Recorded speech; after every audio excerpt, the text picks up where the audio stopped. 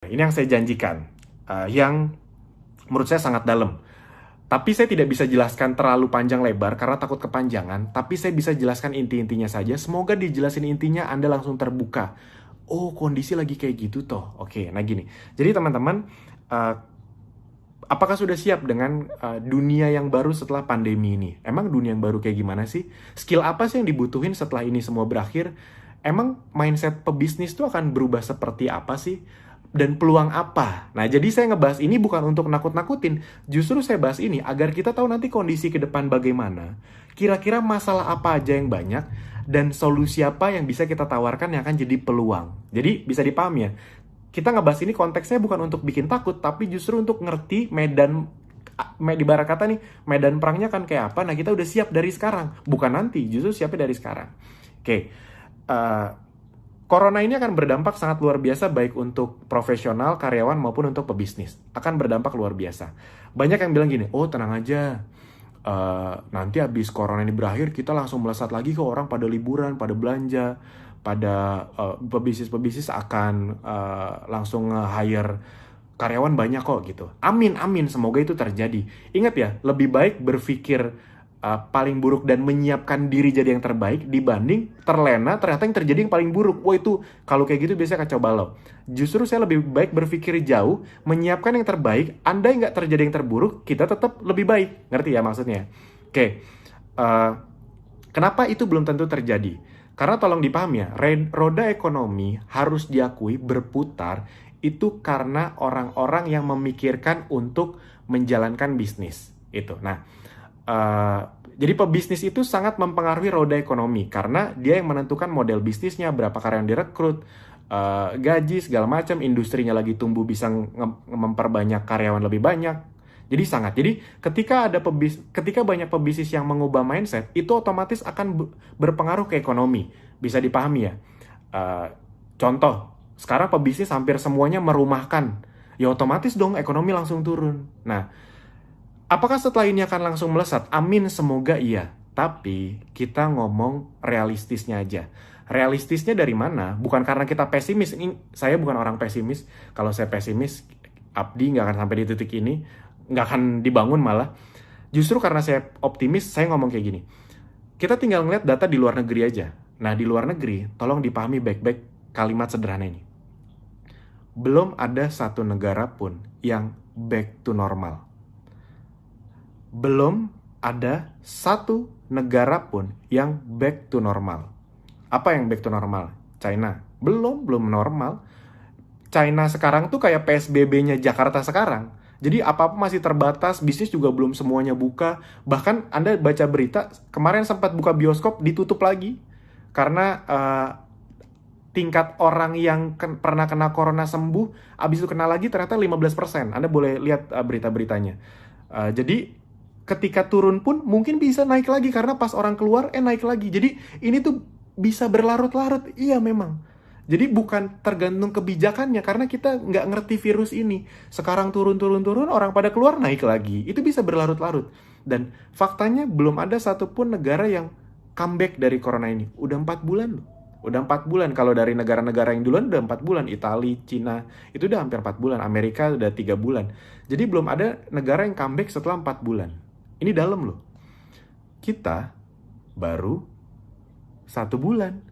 1 bulan Anda lihat dampaknya. Nah, kalau orang masih, 1 bulan dampaknya kayak gini. Anda bayangin kalau ini terjadi lagi di bulan kedua, makin banyak bisnis yang tutup di bulan ketiga, bulan keempat.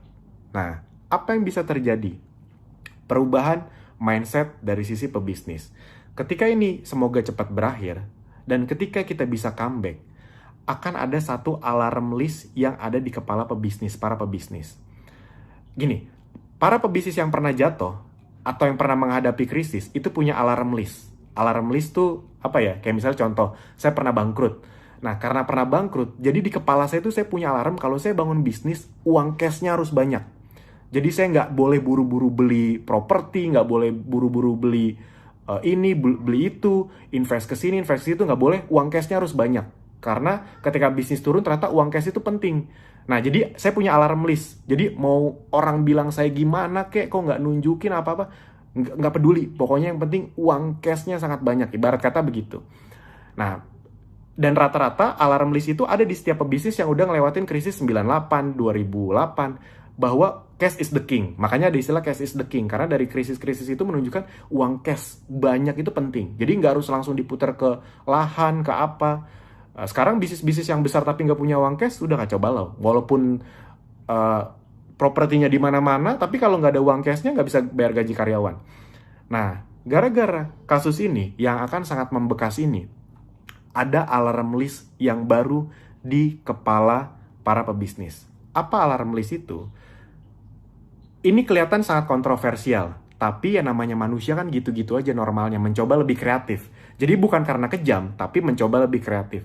Yaitu adalah, ada alarm list yang mungkin, semoga ini tidak terjadi, tapi kemungkinan besar kalau ini 2, 3, 4 bulan, lama-lama akan banyak pebisnis yang berpikir, pokoknya nanti kalau saya mulai bisnis lagi, saya mau besarin omset, gimana caranya saya bisa besarin omset, tapi karyawannya nggak nambah.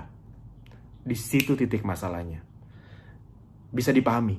Kenapa? Karena pebisnis-pebisnis yang karyawannya banyak sekarang, itu ngerasain banget. Bayangin, omset turun 90%, karyawannya 200. Ngegajinya caranya gimana coba? Sebulan oke, 2 bulan oke, 3 bulan tutup pasti perusahaannya. 4 bulan, 5 bulan, pas comeback juga belum tentu langsung naik. Bisa dipahami ya. Jadi itu membekas. Kejadian kali ini, virus ini tuh Indonesia belum pernah ngerasain. Mungkin 100 tahun yang lalu kali ngerasain. Itu pun di Eropa kalau nggak salah. Saya lupa apa istilahnya tuh, virus apa. Nah, Indonesia itu belum pernah. Jadi ini akan sangat membekas di hati para pebisnis dan akan membuat cara berpikir baru. Jadi outsource akan makin banyak. Karena mereka tidak mau terikat, tidak mau... Karena ya udah kejadian kan. Bayangin perusahaan-perusahaan yang punya 1000 karyawan. Ketika ini terjadi, bulan pertama masih bisa bayar, bulan kedua, ketiga, bayar 1000 karyawan di saat nggak ada omset, di saat omset turun 90%. Bayangin, jaringan hotel sekarang, yang misalnya kayak, kan ada beberapa jaringan brand-brand hotel yang punya sampai ribuan karyawan, omsetnya nggak ada, gimana caranya? Dirumahin, nggak bisa dibayar. Jadi bisa dipahami ya, itu akan terjadi. Jadi efeknya apa? Efeknya adalah, ketika ini semua memberes, penyerapan tenaga kerja akan rendah di awal, atau at least 1-2 tahun ke depan, karena para pebisnis itu masih membekas. Wah, bisa sih dapat bahkan sewa tempat. Coba Anda pikir, kalau Anda bisnis kuliner, setelah ini terjadi, apakah Anda langsung sewa tempat, buka di mall lagi? Belum tentu, Anda pasti trauma. Bukan trauma dalam arti jelek ya, tapi trauma, udah, saya harus ningkatin omset, tapi nggak perlu sewa tempat. Ngerti ya maksudnya? Jadi, itu yang akan terjadi di kepala para pebisnis, yang akan berefek ke penyerapan tenaga kerja yang mungkin jadi rendah. Nah, oleh karena itu, tapi untuk jangka panjang, itu akan membuat orang Indonesia lebih kreatif. Jadi selalu ada sisi positifnya. Di saat orang-orang pada nggak dapat kerja, otomatis mereka akan berusaha untuk nyari uang. Di situ peluangnya. Jadi, yang tadinya masih kekeh nggak mau coba-coba bisnis, cepat atau lambat, karena penyerapan tenaga kerja rendah dan mereka tetap butuh makan, mereka akan, ya udah, bisnis apapun yang menghasilkan online cepet, kalau bisa niche-nya kesehatan, itu kan. Nah, di situ peluang kita teman-teman Bapak Ibu semua. Anda yang pegawai pun bayangin nih, ke depannya ketika nanti ibarat kata posisi kita semakin, ibarat kata apa ya, dalam tanda kutip diperebutkan, nah kira-kira skill apa yang harus dibutuhkan? Salah satunya digital marketing.